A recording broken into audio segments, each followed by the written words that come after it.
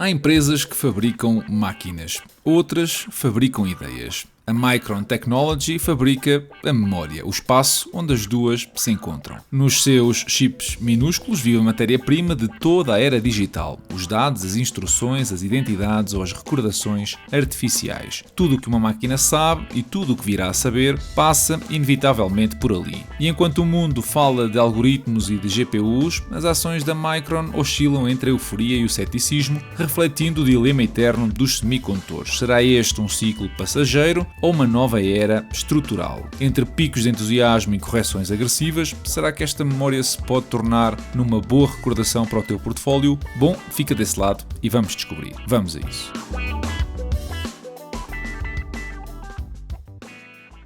Nascida em 1978 num pequeno armazém onde um grupo de engenheiros acreditava que os chips de memória podiam ser feitos de forma mais eficiente e barata, a Micron durante décadas viveu ciclos de glória e desespero à mercê dos humores de um mercado onde os preços caem mais depressa do que os bits duplicam. Décadas depois, é agora um dos 3 grandes pilares mundiais da indústria de RAM e NAND, ao lado da Samsung e da SK Hynix, e talvez, pela primeira vez na sua história, parece ocupar o papel de protagonista, e não apenas de sobrevivente. É bem possível que, para alguns, estas siglas não digam nada, e é verdade que a Micron fabrica algo que raramente vemos, mas que está em todo lado. A DRAM, a NAND e NOR são palavras técnicas que, no fundo, são um motor silencioso da era digital. Falo, claro está, da memória. Os seus chips guardam e processam dados em tudo, desde smartphones a data centers, passando por carros inteligentes e computadores pessoais, e a base do negócio desta empresa assenta em 3 tipos principais de memória. A DRAM, usada para processamento rápido de informação, a memória de trabalho dos sistemas, digamos assim. A NAND Flash, que armazena dados de forma permanente, como os discos SSD ou os cartões de memória. E a HBM, a High Bandwidth Memory, a versão de Elite, uma memória empilhada e ultra rápida, essencial para a inteligência artificial e a supercomputação. Em 2025, o portfólio da Micron cobre as necessidades de memória e de armazenamento de praticamente todo o ecossistema digital, desde data centers de hyperscalers e smartphones premium até computadores pessoais com inteligência artificial, veículos autónomos e sistemas industriais ou IoT. Tudo isto é distribuído através das 4 unidades de negócio. A Cloud Memory Business Unit, o músculo da empresa, com soluções de alta performance, onde estão a HBM, a DDR5,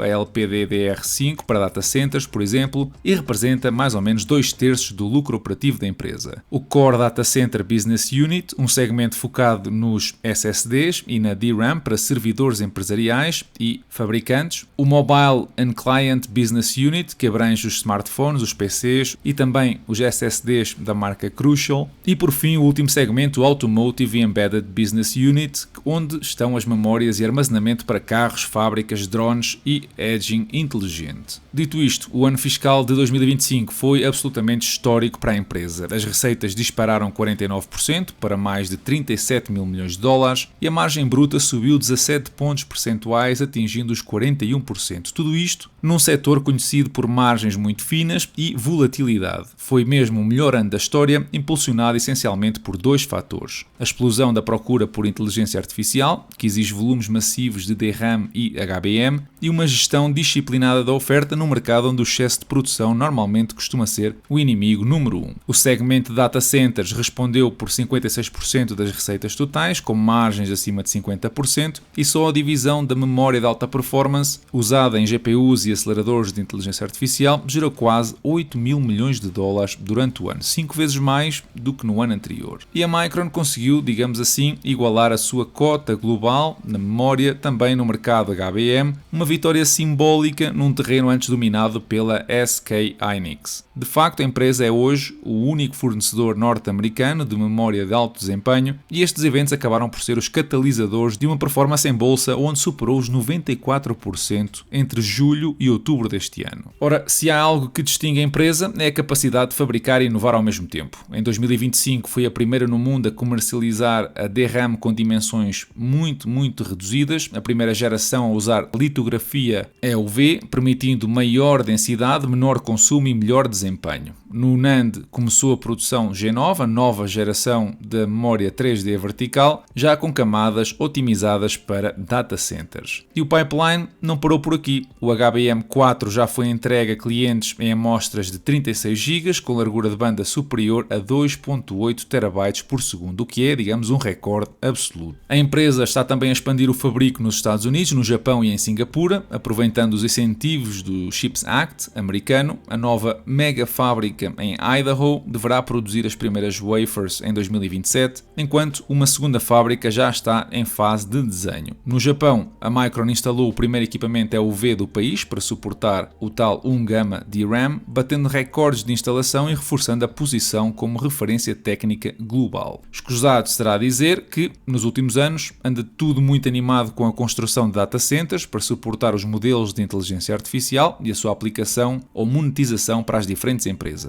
Esta procura, suportada muito à custa, diga-se também, dos hyperscalers, empresas como a Alphabet, a Meta, a Amazon, a Oracle, que têm investido uma barbaridade de capital na construção das infraestruturas, obviamente fez disparar a procura pelos diferentes tipos de memória. Ora, o mercado de memória é notoriamente volátil, é um ciclo interno de excesso e de escassez, onde as estimativas são que as memórias DRAM e NAND representam cerca de 25% da indústria global de semicondutores, mas têm oscilações violentas. Depois dos picos de 2017 e 2018, veio um colapso em 2019, seguido de nova expansão com a pandemia e mais recentemente a aceleração da IA. Hoje, a consolidação no setor, onde apenas 3 grandes players controlam 95% da DRAM e 67% da NAND, trouxe mais estabilidade e disciplina na oferta, mas ainda assim a procura não é constante, como vocês podem ver pelo gráfico da receita histórica da empresa. Os picos de 2018 e 2022 e deste ano são claramente visíveis e demonstram precisamente o ciclo da procura por parte dos clientes. No ano de 2025, que para a empresa terminou no final de agosto, a Micron gerou mais de 17 mil milhões de dólares de fluxo de caixa operacional e o lucro líquido voltou a níveis recorde. A dívida líquida mantém-se controlada e o balanço saudável, uma condição necessária e essencial para um setor que exige investimentos bilionários em cada novo nó de fabrico. Com 9 mil milhões de dinheiro em caixa e uma dívida de 14 mil milhões, o balanço merece um rating de BBB, com os pagamentos a colocarem pressão só apenas daqui a 2 anos. Ao nível do investimento, a prioridade continua a ser crescimento e inovação e não o pagamento de dividendos. O payout continua a ser modesto e as recompras são marginais, sinal de que a equipa de gestão prefere apostar o capital no avanço tecnológico e na expansão de novas fábricas. A nível de performance, o ROIC, reparem, é uma montanha russa, precisamente devido à ciclicidade do negócio, mas podemos dizer que também não é nada de especial, porque anda ali na média do S&P 500, que são os 13%. Falando de clientes, a Micron revende sobretudo a gigantes tecnológicos, Nvidia, Microsoft, Amazon, Google, Apple e Tesla, com os 5 maiores clientes a representarem perto de 40% das receitas. O maior, a Nvidia, já absorve mais de 10%, impulsionada pela explosão da procura de HBMs para as GPUs de inteligência artificial. Esta concentração dá volume e previsibilidade, mas depois limita o poder no preço. O mesmo padrão repete-se no mobile, a Apple, Samsung, Xiaomi ou Oppo, e no PC, onde a HP, a Dell e a Lenovo são mercados mais sensíveis a custos e ciclos de atualização. Já o segmento automóvel industrial é pequeno, representa apenas 12% das vendas, mas é muito mais estável, com contratos longos e margens superiores, e no fundo a Micron é o fornecedor invisível de todos os ecossistemas digitais modernos, sem, digamos, um grande brilho das marcas finais, mas com um papel absolutamente crítico. A nível geográfico, o ano passado a empresa tornou-se essencialmente americana, do lado da procura, mas continua asiática no lado da produção. Cerca de 64% das receitas vieram de clientes sediados nos Estados Unidos, um reflexo direto da explosão da memória para a IA consumida pelos clientes que eu vos mencionei. A Ásia segue como segundo pilar, Taiwan, China continental e outros clientes na Ásia-Pacífico representam valores entre 15% a 5%, que, digamos, têm um peso relativo bem menor do que no passado. No entanto, entanto, é no Oriente que a empresa fabrica o futuro. As fábricas de Hiroshima, no Japão, produzem as DRAMs mais avançadas, já com litografia EUV, enquanto Singapura concentra a montagem e o testing de NANDs e HBMs que abastecem os data centers globais. Taiwan e Malásia continuam a dar suporte logístico e de packaging, compondo uma cadeia de fornecimento profundamente integrada na Ásia. O plano americano, aqui com as novas fábricas em Idaho e Nova York, visa reequilibrar esta dependência a partir de 2027, mas por agora o coração produtivo da Micron ainda bate no Pacífico. Em suma, as vendas são americanas, mas os chips nascem asiáticos. Falando de concorrência, a empresa vive num triângulo competitivo com praticamente duas sombras à frente e uma ameaça a chegar por trás. A Samsung Electronics é o colosso da indústria, domina a escala, a integração vertical e o capital disponível, é mesmo o benchmark da eficiência fabril e inovação DRAM. Mas a dispersão da empresa com outras áreas, como os telemóveis, as TVs e as fábricas de semicondutores, dilui o foco neste campo. A SK Hynix é, digamos, o especialista. A memória de alta performance desta empresa é hoje em dia o padrão de referência da IA, especialmente com a Nvidia. No entanto, o risco e a dependência excessiva de poucos clientes são um dos problemas com esta empresa. Já na China, CXMT e YMTC são empresas emergentes. Ambos recebem apoio massivo do Estado, um tipo de concorrência que, podemos dizer, não obedece às leis da rentabilidade, mas sim às leis da soberania. No entanto,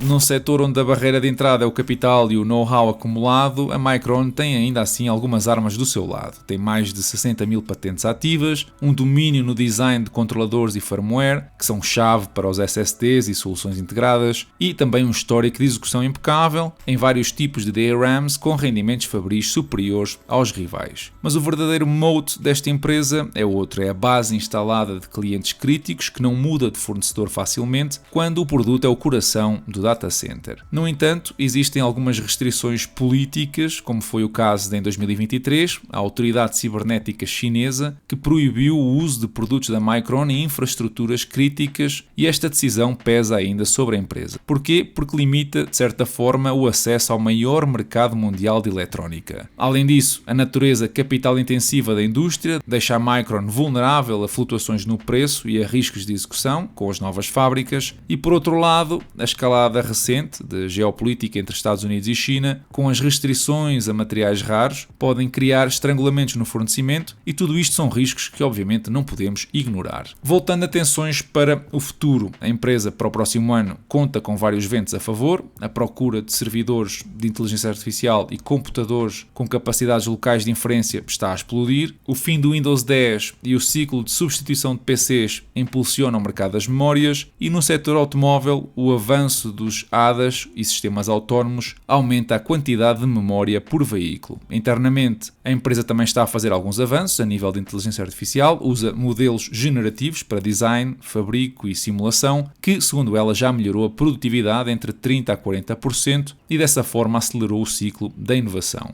No entanto, ao olharmos para o histórico da empresa, vemos que, apesar do crescimento tecnológico e da relevância estratégica, a mesma não consegue transformar esse avanço em fluxo de caixa crescentes de forma consistente. Nos últimos 7 anos, a empresa oscilou entre picos de free cash flow acima dos 8 mil milhões e períodos de cash flow absolutamente comprimidos por causa dos pesados investimentos em capex e do colapso cíclico normal dos preços das memórias. Mesmo com a recuperação em 2025, o fluxo de caixa livre não chega aos 2 mil milhões de dólares, um valor que é bem modesto face à escala do balanço e ao capital investido. O facto do capex atualmente ser estratosférico, estamos a falar de 15 mil milhões, pode de alguma forma ser explicado com o apoio do governo americano, mas para vocês terem uma ideia, em 2025 a empresa gastou o dobro dos 2 anos anteriores. Os equipamentos de litografia, é verdade, são mais caros, a empresa precisa de investir mais, a construção das fábricas é outra pressão que também não podemos ignorar, e quando olhamos para o registro histórico, até mesmo desde 2012, reparem como os fluxos de caixa são tudo menos estáveis. O crescimento anual anda nos 11%, mas este valor vai depender muito do período em que estamos a medir. Ora, com os analistas a projetarem que o mercado das memórias DRAM vai crescer a 2 dígitos na próxima década e que as novas memórias memórias de alta performance vão impulsionar o mercado com crescimentos superiores a 20%, é difícil da minha parte dizer-vos aqui que a procura que hoje faz disparar os resultados da empresa vai normalizar no futuro. Mas é sempre assim, o otimismo normalmente dá lugar, com o passar do tempo, à realidade, e às vezes a realidade vem de comboio. Dito isto, o EBITDA estimado na minha projeção cresce entre os 11% a 16% ao ano, até 2035, e o valor final, os 65 mil milhões nesse ano, para uma margem, digamos, estável de 30%, representariam uma receita de quase 200 mil milhões de dólares. Ora, a Micron multiplicou a receita por 3 na última década, e este cenário que eu vos estou aqui a apresentar, segundo as perspectivas do mercado, é que agora vai multiplicar por 5 nos próximos 10 anos. Convém também dizer que eu estou a assumir que a alavancagem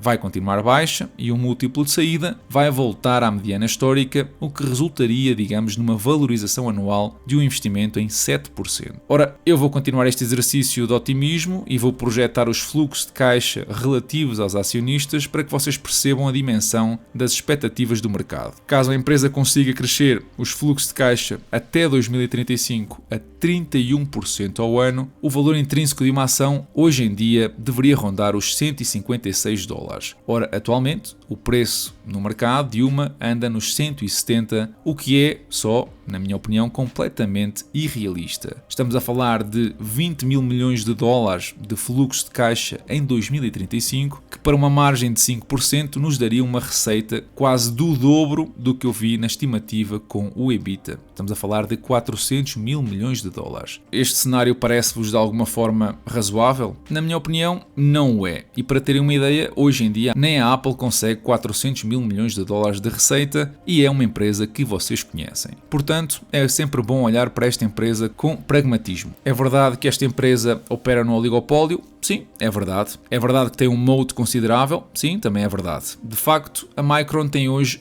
todas as qualidades de uma empresa indispensável, mas poucas das virtudes de uma compounder clássica. Gera inovação, não consistência e, como resultado, a sua história financeira é uma sequência de montanhas russas. Sobe com o preço da DRAM, reinveste quando o ciclo inverte e regressa ao ponto de partida antes de poder acumular capital. O investidor que acredita nesta empresa não o faz por dividendos ou estabilidade, falo por convicção de que a IA e a soberania tecnológica americana criarão uma nova forma de ciclo mais longo, mais rentável e menos destrutivo. Mas até prova em contrário, os números, a mim, dizem o inverso. O crescimento da Micron é real, mas o dinheiro evapora-se rapidamente. Eu confesso que esta é hoje uma das empresas mais estratégicas do planeta, mesmo que o seu nome raramente apareça nas manchetes, e o seu futuro está claramente entrelaçado com a inteligência artificial, desde o edge computing à digitalização global. Mas depois desta análise, seria um investimento demasiado especulativo para mim e, como tal, eu não antevejo a empresa no meu portfólio. De qualquer forma, gostaria de conhecer a tua opinião sobre a mesma, assim que passa pela caixa de comentários e partilha o teu bitei. Esta semana, os principais índices mundiais fecharam positivamente, liderados pelos mercados americanos, que conseguiram mais de 2% de ganhos durante a semana. A exceção foi o mercado chinês, que fechou com perdas moderadas. No que toca a notícias, o FMI lançou um aviso: o crescimento das corretoras, dos fundos alternativos e das plataformas de criptomoedas está a criar novos riscos para a estabilidade financeira global. O argumento é claro: estes atores escapam em grande parte à supervisão tradicional e isso pode amplificar os choques se algo correr mal. Mas há também aqui outro lado da moeda. O mesmo ecossistema que preocupa agora o FMI é o sistema que trouxe concorrência, inovação e liberdade num sistema bancário que durante décadas funcionou quase como um oligopólio. Plataformas descentralizadas e stablecoins, por exemplo, reduziram custos, democratizaram acesso ao investimento e abriram espaço a quem estava fora do sistema financeiro formal. O risco existe, é verdade, especialmente se houver falta de transparência ou se grandes players ficarem sem liquidez, mas criminalizar o setor seria um erro. O desafio aqui é encontrar um equilíbrio entre a regulação e a inovação, garantindo a estabilidade sem sufocar um dos movimentos mais transformadores da economia moderna. Por cá, é quase inacreditável, mas o governo anunciou que vai começar a cruzar os dados entre o fisco e a segurança social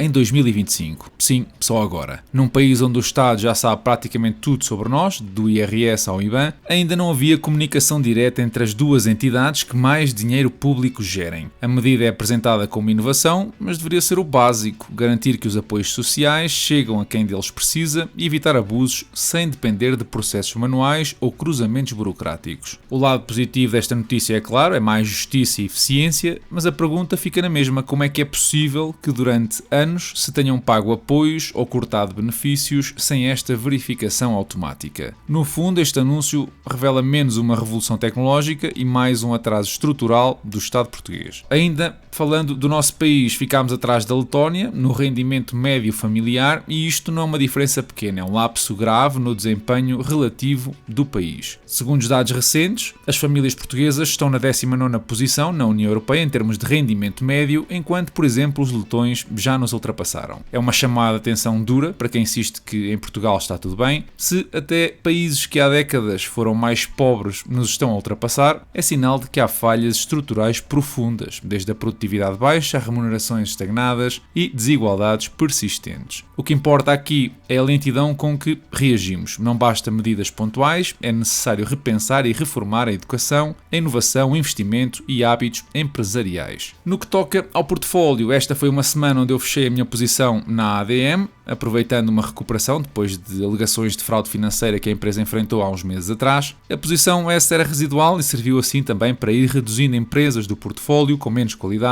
o que gerou mais-valias na casa dos 77%. O total do portfólio recuperou, já com as últimas aquisições, e está neste momento nos $103 mil, com a performance anual a rondar os 14%. No que respeita a dividendos, o mês de outubro acumulou $60 recebidos. Se ainda não fizeste, deixa o teu like, subscreve o canal e segue-me no Instagram e no Spotify, onde eu vou subindo conteúdos diferentes. E se quiseres entrar para a nossa comunidade, passa pelo Patreon, tens imensas funcionalidades e conteúdos exclusivos que podes aproveitar para aprender mais e desenvolver os teus conhecimentos. Da minha parte, eu desejo-vos uma excelente semana e bons investimentos.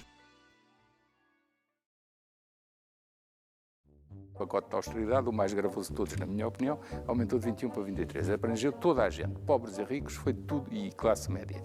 Porquê que o Governo, em vez de descer IRC, que não deixa de favorecer, não digo que é esse o objetivo, mas não deixa de favorecer grandes grupos económicos que até nem estão em concorrência perfeita e que vivem em mercados protegidos e beneficiam com qualquer baixa de IRC, um ponto percentual dá-lhes logo 300 milhões de euros, dá-lhes a eles e a outros, mas também, sobretudo, beneficia esses grandes grupos económicos, e não baixa o IVA, que é um imposto, esse sim, quanto mais baixo for, mais incentivador é da atividade económica. Já pensaram nisso? Vamos por partes. Primeiro, há uma longa discussão na teoria económica sobre quem é que fica com o benefício de baixar o IVA. E veja-se dois exemplos. O IVA dos restaurantes baixou em 2016 e parte substancial passou para dessa o preço descida... final. Não. Parte substancial dessa descida foi apropriada pelos próprios produtores. E veja-se o IVA zero no cabaz alimentar durante o ano 23, que também uma parte substancial dessa descida foi apropriada pelos produtores. Aqui produtores, entenda-se, aqueles que prestam o bem ou o serviço. Está a dizer que os preços não desceriam? Estou a dizer que não desceriam na mesma proporção da descida do IVA. E depois podemos discutir qual é a magnitude da apropriação dessa descida do IVA. A teoria económica mostra que grande parte dessa descida é capturada por quem vende, ou quem produz e vende o bem ou o serviço. Quando os preços sobem, já não voltam atrás. Além disso, a nossa estratégia, a nossa prioridade, isso foi assumido, ainda estávamos na oposição, é baixar o IRS e baixar o IRC. E a descida do IRC, e também há uma longa teoria económica, há muitos estudos sobre isso, inclusive é sobre Portugal. A descida do IRC, quando as taxas de IRC são muito elevadas, como é o caso de Portugal, em que a taxa é das mais altas da OCDE e a taxa marginal efetiva é muito elevada, as primeiras descidas para valores mais em linha com os nossos concorrentes diretos têm efeitos muito significativos no emprego, nos salários, no investimento e no crescimento. E, portanto, do ponto de vista da nossa competitividade, é muito mais eficiente baixar o IRC do que baixar o IVA. E no final do dia, do ponto de vista do benefício das pessoas, a descida do IVA tem um impacto relativamente residual na descida dos preços.